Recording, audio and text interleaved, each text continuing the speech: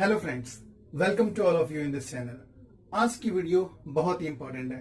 आज की वीडियो में हम बात करने वाले हैं मेडिवल इंडिया की, यानी मध्यकालीन भारत। आज की वीडियो में आप मध्यकालीन भारत के बारे में जानेंगे। कोशिश करेंगे कि हर कंसेप्ट को डिटेल में कराया जाए। तो चलिए स्टार्ट करते हैं। मध्यकालीन भारत को समझने से पहले कुछ तथ्यों को पढ़ते हैं।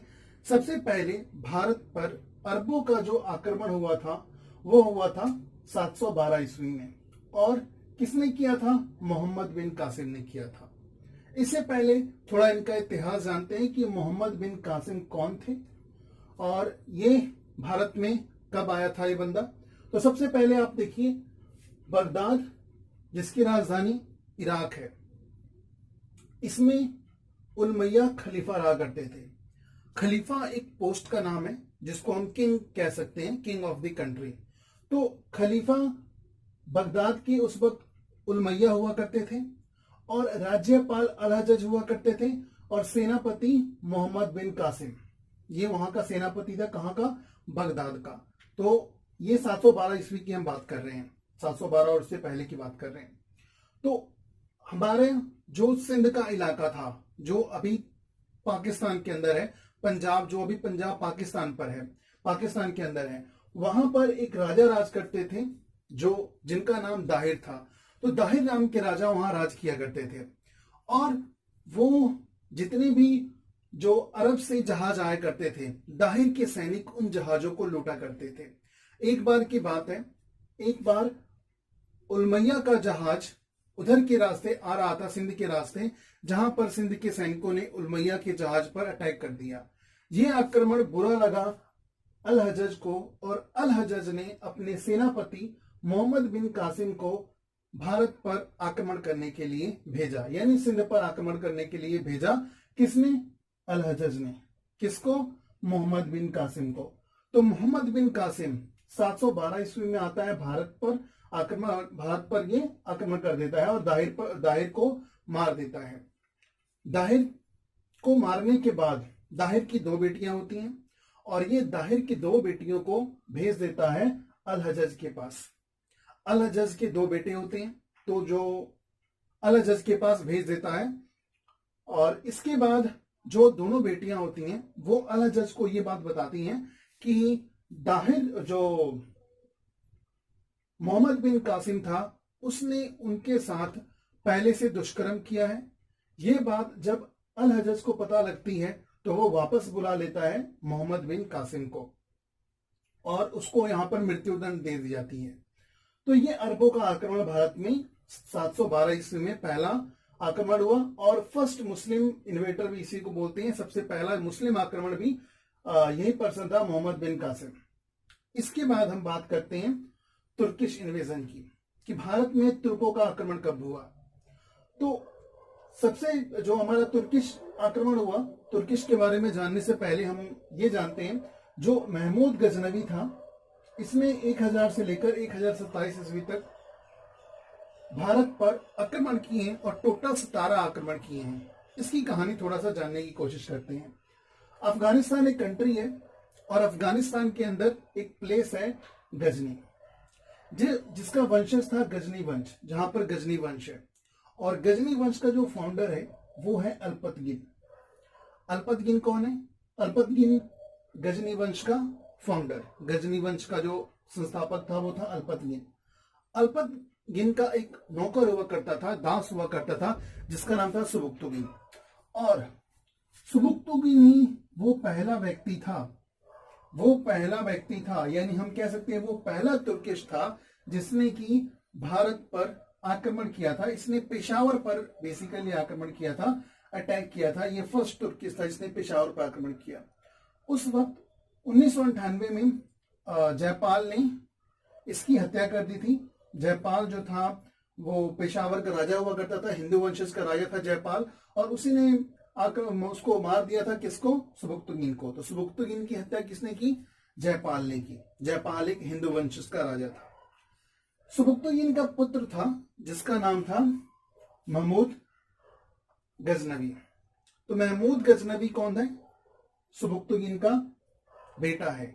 और महमूद गजनवी ने ही ये सौगंध खाई थी कि वो हर साल भारत पर आक्रमण करेगा।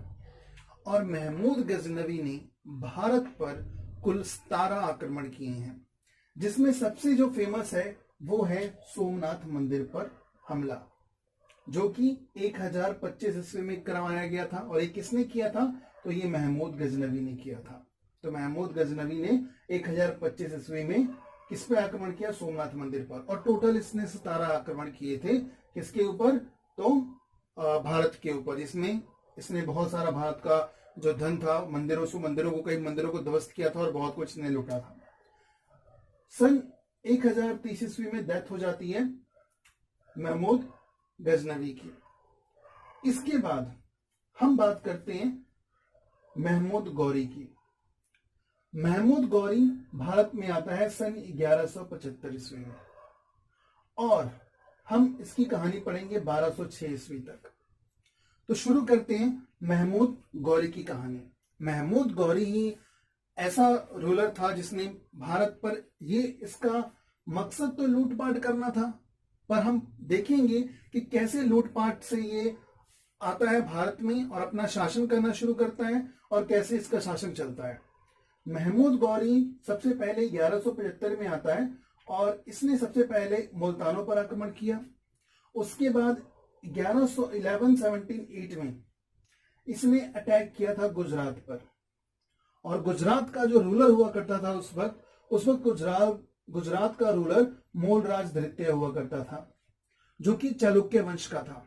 तो गुजरात का रूलर कौन था उस वक्त? जिस वक्त गौरी ने आक्रमण किया था उस वक्त था मूलराज धृत्य, जो किस वंश का था?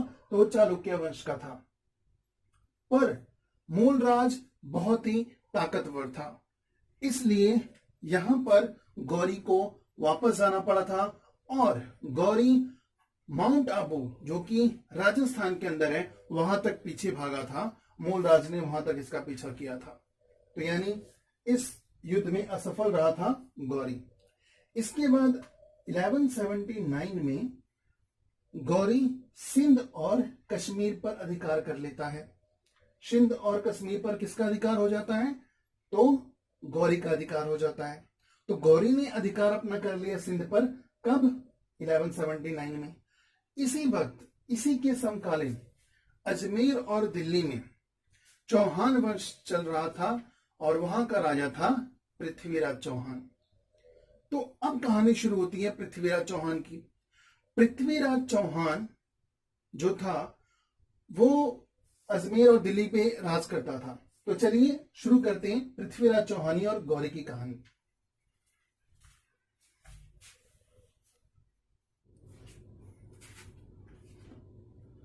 तो कहानी को आगे लेकर चलते हैं। हमने देखा, अब हम बात करते हैं पृथ्वीराज चौहान की।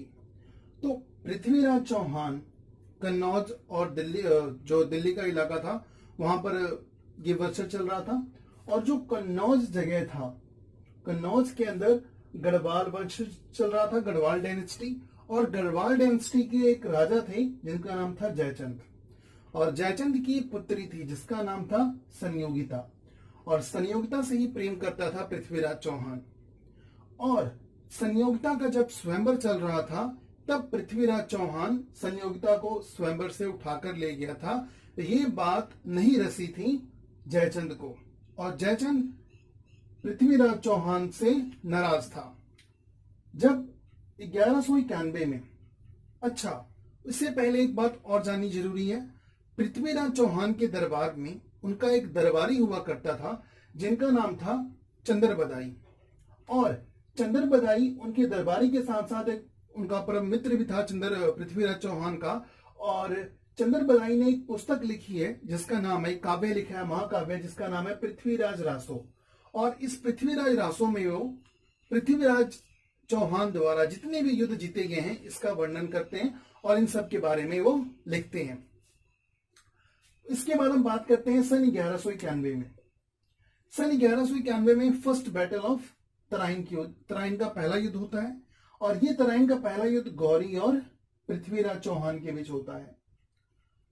जो पृथ्वीराज रासो लिखी गई है उसके अनुसार जो चंद्रबदाई ने ये कहा है कि पृथ्वीराज चौहान पर गौरी ने 16 बार आक्रमण किए थे, जिसमें वो 16 बार पराजित हुआ था और पृथ्वीराज चौहान ने उसको छोड़ दिया था। जबकि कुछ इतिहासकार इसको सही नहीं मानते और ये बातें पृथ्वीराज रासों में लिखी गई है, जो कि किताब चंद्रबदाई ने लिखी है, जो कि पृथ्वीराज चौहान के परम मित्र और उनके दरबारी थे। फर्स्ट बैटल में इतिहासकारों के अनुसार और ये कहा गया है कि फर्स्ट बैटल ऑफ तराइन के अंदर पृथ्वीराज चौहान जीत गए थे और गौरी की हुई थी हार। गौरी हार गया और पृथ्वीराज चौहान जीत गए। दूसरा युद्ध होता है तराइन का 1192 ईस्वी में। 1192 ईस्वी में तराइन का दूसरा युद्ध होता है और इस युद्ध के अंदर ये अगेन पृथ्वीराज चौहान और गौरी के बीच होता है। इस युद्ध के अंदर गौरी विजयी होता है और पृथ्वीराज चौहान की हार हो जाती है। Second battle of Tarain. इस बैटल के बाद जो बात पृथ्वीराज रासों में लिखी गई है, उसके अनुसार, पृथ्वीराज रासों के अनुसार जो बात लिखी गई है, उसमें कहा कि जब ये बैटल खत्म हो जाता है 1192 के बाद, जो गौरी था, गौरी ने पृथ्वीराज चौहान को पूरे भरी सभा में बीच में बेड़ियों के साथ जकड़ कर रखा था और वो खुद सिंहासन पर बैठा था और सबसे पहले गौरी ने पृथ्वीराज चौहान की दोनों आंखें निकलवा दी थी। दोनों आंखें निकलवाने के बाद चंद्रबदाई ने गौरी को यह बताया कि पृथ्वीराज चौहान को शब्द भेदन धनुषधारी आती है। इसका मतलब पृथ्वीराज चौहान बिना देखे तीरंदाजी जानते हैं और वो बिना देखे निशाना लगा सकते हैं। और इसी काव्य के अनुसार इसमें यह लिखा हुआ है कि जब ये चीज गौरी को पता लगी, जब ये बात गौरी को पता लगी कि पृथ्वीराज चौहान को तीर भेदन आता है, शब्द भेदन तीर आता है, तो वो उनका कला देखना चाहता था, इसलिए उसने धनुष और तीर पकड़ाया था पृथ्वीराज चौहान को। और चंद्रबदाई ने इशारा करके बताया था कि गौरी उनसे कितने दूर पर और कितने गज की दूरी पर बैठा हुआ है और पृथ्वीराज चौहान ने एक तीर निशाना लगाया जो कि सीधा गौरी की छाती पर जाकर लगा और गौरी की मौत हो गई। पर यह बात सिर्फ चंद्रबदाई कहते हैं, जो कि पृथ्वीराज रासों में लिखी गई है। और उसके बाद उन्होंने ये बताया था कि उसके बाद चंद्रबदाई ने खंजर निकाला और उससे पहले पृथ्वीराज चौहान को मार दिया और फिर खुद को मार लिया। ये पृथ्वीराज रासों के अनुसार है, जबकि कुछ इतिहासकार इसको सही नहीं मानते। कुछ इतिहासकारों के अनुसार, यानी मोस्टली बहुत सारे इतिहासकारों के अनुसार, जो गौरी की मौत थी वो 1206 ईस्वी में हुई थी।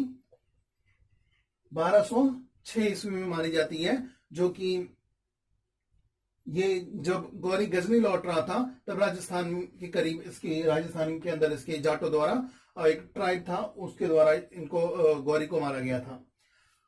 चलिए आगे कहानी लेकर चलते हैं। जब 1192 ईस्वी के अंदर जब पृथ्वीराज चौहान मारा जाता है तो उसके बाद जो भारत था इसके ऊपर मुस्लिम राज शुरू हो जाता है और ख्वाजा मोइनुद्दीन चिश्ती, ये वो व्यक्ति थे, सूफी थे, जो कि मोहम्मद गौरी के साथ भारत में आते हैं और इनका जो दरगाह है वो अजमेर में अभी भी एक दरगाह जो बना हुआ है। तो ये कई बार क्वेश्चन पूछा गया है पेपर में कि ख्वाजा मोइनुद्दीन चिश्ती का दरगाह कहां पर है, तो अजमेर में है। इसके अलावा हम बात करते हैं 1194 में। अच्छा, एक बात और ध्यान देने योग्य है, 1192 का जब युद्ध हुआ था तो जो जयचंद था, जयचंद ने साथ दिया था किसका? मोहम्मद गौरी का। जयचंद कौन है? संयोगिता का पिता या पृथ्वीराज चौहान का ससुर। उसने साथ दिया था किसका? गौरी का। और सन 1194 ईस्वी में बैटल ऑफ चिंदावर होता है, जो कि किसके बीच होता है? गौरी और जयचंद के बीच, जिसमें गौरी जयचंद को मार देता है। तो यहां पर यह कहानी थी जयचंद और गौरी की।